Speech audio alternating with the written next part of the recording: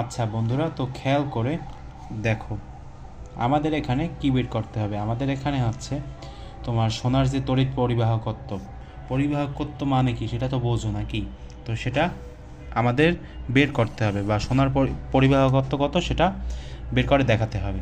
তো দেখো, সোনার যে ঘনত্ব, অনেকে জানতে পারো, ব্লার হয়ে গেছে না? আচ্ছা দেখো, তো সোনার যে ঘনত্ব সেটা হচ্ছে তোমার রো। রো মানে কি? 2 মানে রো মানে হচ্ছে তোমার ঘনত্ব, আর রো এর মান হচ্ছে 2.44 গুণ 10⁻⁸। এগুলো তোমাদের মুখস্থ করার কোনো দরকার নেই, এগুলো কোশ্চেনে দেওয়া থাকবে। আচ্ছা, তো এটা হচ্ছে যদি তোমার রো এর মান হয়, তাহলে আমরা পরিবাহকত্ব সমান সমান কী লিখতে পারি? এগুলো হচ্ছে তোমার গ নাম্বারে এসে যেতে পারে। বাহকত্ব কি বলো তো? সিগমা। সরি, এখানে আমি রো লিখছি, তো এখানে হবে সিগমা সমান সমান 1/ρ।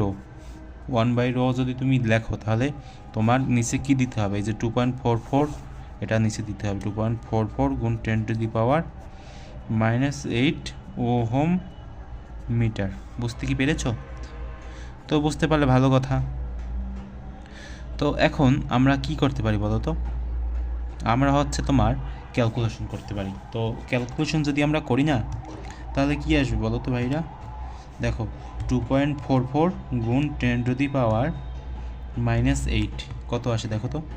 অনেক বড় একটা মান আসছে। এটা যদি আমরা ইঞ্জিনিয়ারিং নোটেশনে দেই, তাহলে যেটা আসবে সেটা হচ্ছে দেখো 40.98।